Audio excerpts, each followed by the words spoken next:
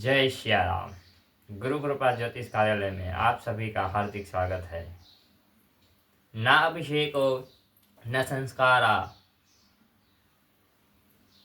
सिंहस्य क्रियते मृग विक्रमार्जितस्य राजस्य स्वयमेव मृगेन्द्रता।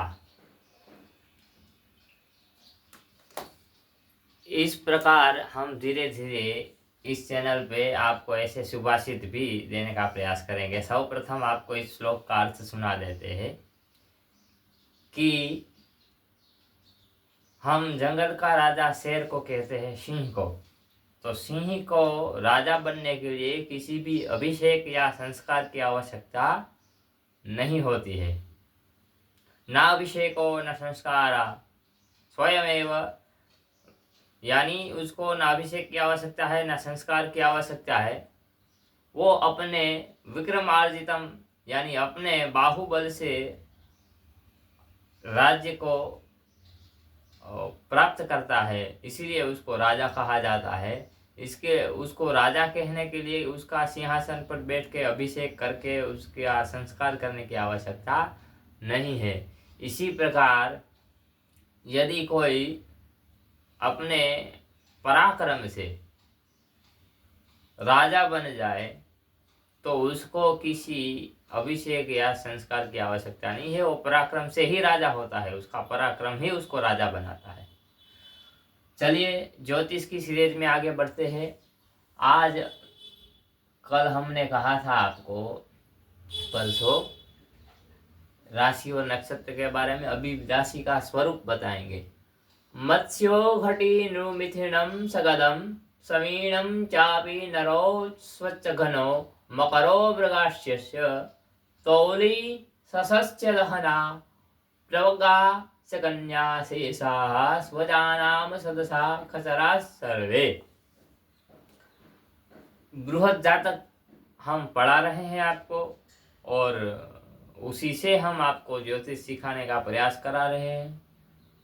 तो इसमें राशि का जो स्वरूप कहा गया है, तो मत्स्यो यानी मीन राशि जो है वो मुख और पूंछ युक्त दो मछली का जो स्वरूप दिखता है आपस में, उसको आकाश में, उसको हम मीन राशि कहते हैं। तो मीन राशि का स्वरूप क्या है? मुख और पूंछ युक्त दो मछली, ये मीन हो गई। इसके बाद अपने कंधे पर घड़ा लिया हुआ जो पुरुष है उसको कुंभ राशि कहते हैं। वीणा धारण की स्त्री और गदा लिया पुरुष, इसको हम मिथुन कहते हैं। यानी आकाश में देखने पर तारों का समूह से जो एक आकृति बनती है, ये उसी का वर्णन है। उसी प्रदेश को हम राशियां कहते हैं, उसके समूह को। राशि का मतलब होता है जत्था, समूह। मिथुन राशि का स्वरूप ये हो गया। इसके बाद हाथ में धनुष लिया हुआ घोड़े की जांघ के समान जांघ वाला जो पुरुष है उसको धनु राशि कहते हैं। यानी उसमें ऐसा पुरुष दिखता है जिसके हाथ में धनुष बाण लिया हो और उसकी जो जंघा है वो घोड़ों जैसी दिखती हो, उसको धनु राशि माना गया है। मकर राशि हरिणी के सदस्य मुख वाले मकर के समान पुरुष। मकर राशि वो है जिसका मुख हरिणी के सदस्य हो और उसका शरीर जो है मकर के समान हो, उसको मकर राशि कहते हैं। कन्या राशि हाथ में अन्न और अग्नि लिए हुए नौका में बैठी कन्या। कन्या राशि का स्वरूप ऐसा है कि नौका में बैठी एक कन्या दिख रही है और इसके एक हाथ में अन्न है और दूसरे हाथ में अग्नि हो, ऐसी कन्या जिसमें दिखती है उसका नाम है कन्या। इसके बाद में बची मेष, वृषभ, कर्क, सिंह और वृश्चिक अब मेष राशि, मेष संस्कृत में भेड़ को कहते हैं, मेढ़ को। तो जो भेड़ है वो मेष का स्वरूप ऐसा है, भेड़ के समान, इसलिए उसका नाम मेष रखा गया। वृषभ बैल को कहते हैं, जो बैल जैसा दिखता है उसका नाम वृषभ राशि है। केकड़े जैसा जो दिखता है उसका नाम कर्क राशि है। सिंह के समान आकृति जिसमें दिखती है उसका नाम सिंह राशि है। और बिच्छू के समान आकृति जिसमें दिखती है वह वृश्चिक राशि है। इस प्रकार 12 राशि का स्वरूप आप समझ गए। अब इसमें देखिए, मेष वृष दिन बलि, दिन में वनचारी और रात्रि में ग्रामचर है। जो मेष यानी जो भेड़ होता है और बैल जो होता है वो दिन में तो अपना आहार लेने के लिए, चरने के लिए वन में जाते हैं, लेकिन रात्रि को वापस आ जाते हैं गांव में। इसलिए ये राशि जो है इसको दिन में बलि कहा गया और दिन में वनचारी और रात्रि में ग्रामचर कहा गया। फिर मिथुन राशि जो है वो ग्रामचर है, कर्क राशि जलचर है, सिंह राशि वनचर है, कन्या राशि जलचर है, तुला राशि व्यापारी है, यानी जो बाजार होती है, मार्केट होती है, उसका नाम है तुला।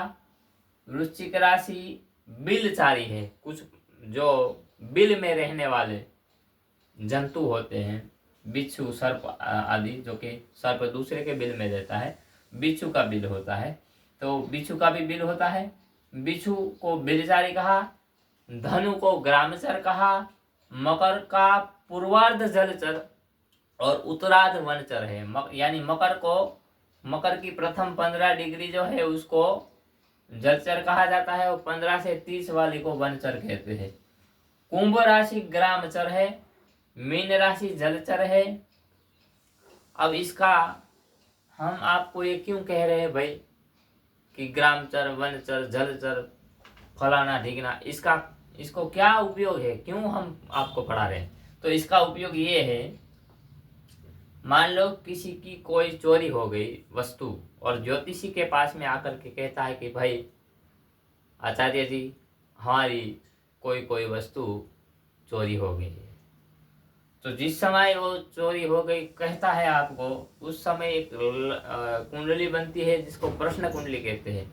तो प्रश्न लग्न को देख करके ये जाना जा सकता है कि चोरी कहाँ हुई है, पदार्थ कहाँ है, द्रव्य कहाँ पड़ा हुआ है।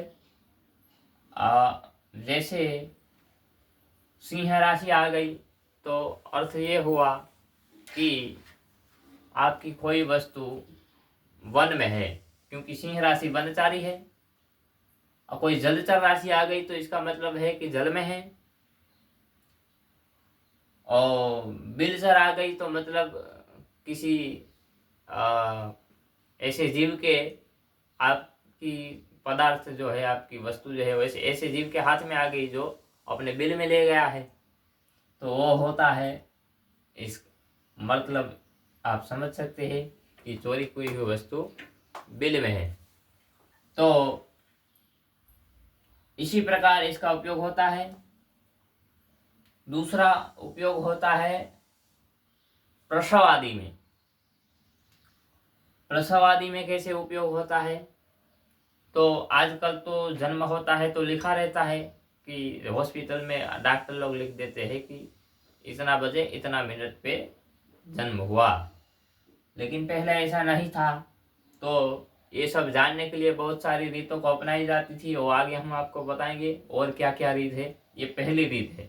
इसमें क्या है, प्रसव जब हुआ तो कहाँ हुआ?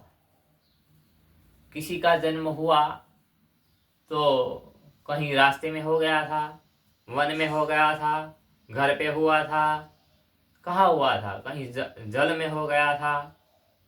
होता है कहीं कहीं ऐसा किसी का कि कोई नौका विहार करने गए और जल में बच्चे का जन्म हो गया, तो वहाँ आप कहेंगे कि ये जलचर राशि आनी चाहिए। तो इस प्रकार से समय शुद्धि करने के लिए इसका प्रयोग होता है। तो